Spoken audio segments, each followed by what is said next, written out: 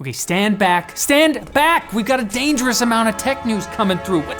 You trying to get your face burned off? Get back up! When tech news gets too close, it burns your face off. Andy, no. iPhone 16 will come with a pretty hefty upgrade, according to a new report from Taiwanese site Economic Daily News. Their sources indicate Apple's next-gen A18 chips for mobile and M4 chips for Macs will likely feature an upgraded neural engine with significantly more AI cores, which makes sense given that Tim Cook promised to give us huge AI announcements if we were good this year. Other recent reports have indicated Apple will be launching a suite of generative features as part of iOS 18, most likely at WWDC in June. Notably, Apple Silicon's standard neural engine has had 16 cores since the iPhone 12 back in 2020. Was this your grandma's neural processor? However, certain configurations of the Mac Studio and the Mac Pro have had neural engines with up to 32 cores, which my AI assistant tells me is twice as many. And you'll definitely want to get one of these new phones because Apple is currently rolling out quantum-proof encryption protection in what the company is calling the most significant cryptographic security upgrade in iMessage history, including all the other ones you remember. It's a preventative measure to help keep you safe from getting hacked by computers that don't even exist yet. Why be safe today when you can be safe tomorrow? We released a patch for a bug that wasn't even... What won't protect your phone, however, is rice, especially from hackers.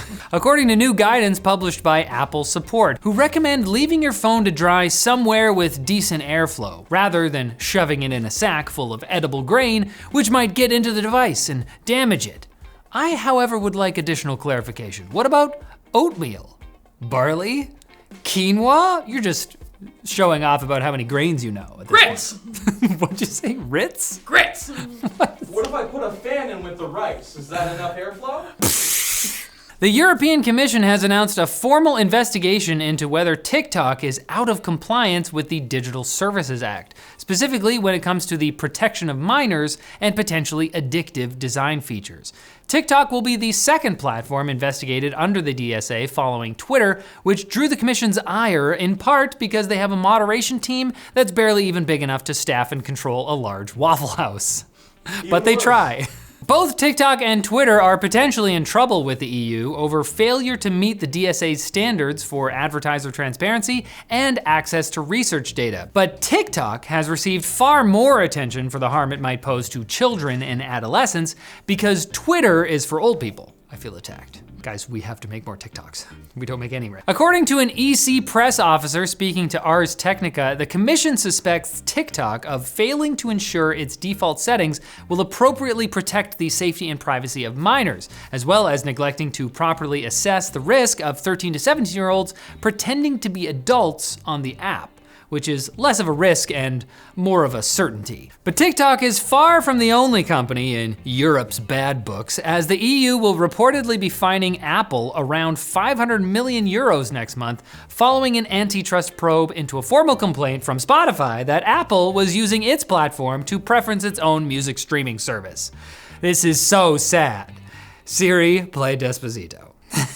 Google suddenly dropped a couple of lightweight open source AI models inspired by the same tech used in their flagship model, Gemini. So naturally, they called it Gemma, the sound you'd make if you gave up saying the word Gemini halfway through. Why use ChatGPT when you can use Gemma? Actually, it's pronounced Gemma.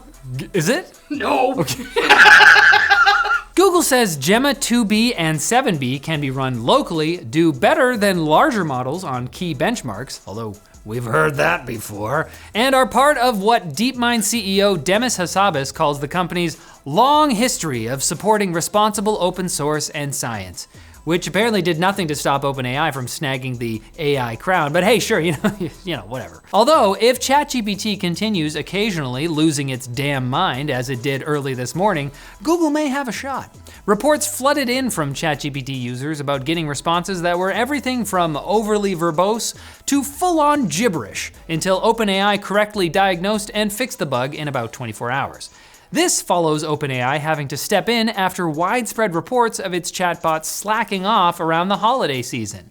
Okay, say it with me. It thinks it's people. I'm People, and I think it's time for Quick Bits, brought to you by Motion Gray. Tired of back pain from prolonged all-day sitting? Motion Gray aims to provide ergonomic workplace solutions at affordable prices. Their sit-to-stand desks come in a wide variety of models and sizes. The desks are simple to assemble and can be equipped with a multitude of accessories, so you're sure to be able to design a setup to suit your needs. They also have a range of ergonomic chairs available, with each one focusing on the 3 A's: adjustability, affordability, and ass feel. No one cares about ass feel these days. Check out Motion Gray at the link below and use code Linus for 10% off your purchase. The only thing I care about. The following 5 quick bits have not been approved by the Food and Drug Administration. It would be weird if they were. You can't ingest news, or can you? A federal appeals court has overturned a $1 billion penalty that was leveled against cable ISP Cox Communications in 2019. According to the judge, Sony did not prove its case that Cox received direct financial benefit from the piracy and copyright infringement committed by its users. Cox may still face penalties due to the finding that it failed to combat piracy, making it a willful contributor to the infringement, but such a penalty will likely be far lighter than the damages originally awarded. They didn't actually make money from you downloading all 9 seasons of Seinfeld.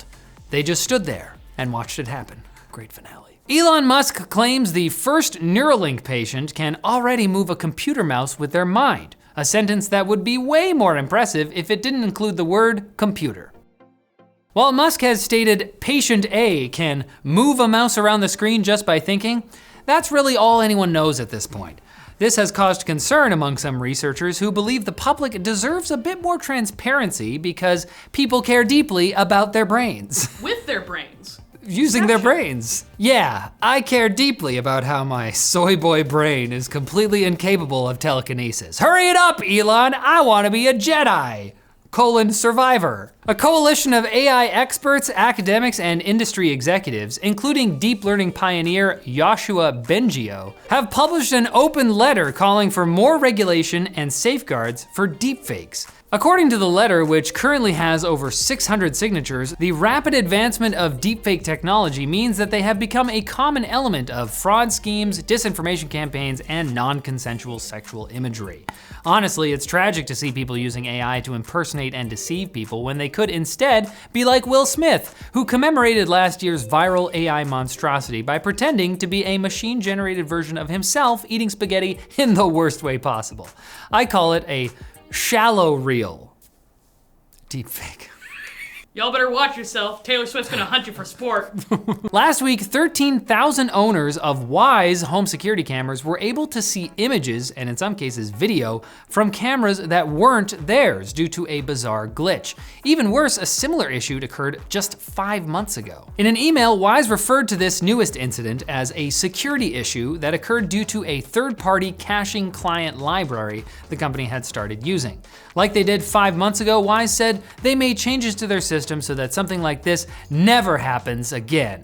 And a nearly 3-decade-old European satellite made an uncontrolled re-entry into the Earth's atmosphere earlier today. The ERS-2 satellite, which CBS described as weighing about as much as an adult male rhinoceros, so we can all get a ballpark. That's about pretty heavy. Was decommissioned and had the last of its fuel used up in 2011 in order to prevent any potential catastrophic explosion, meaning its descent couldn't be controlled as it spent the next 13 years slowly falling back to Earth while it thought about what it's done. In the future, space debris might be managed by specialized junk removers like the ADRAS-J satellite that launched this past weekend. In the meantime, however, most of ERS-2's rhino-like mass has burned up in the atmosphere, and its remaining chunks are raining down across a 100-mile wide patch of the Pacific Ocean in a decidedly un-rhino-like manner.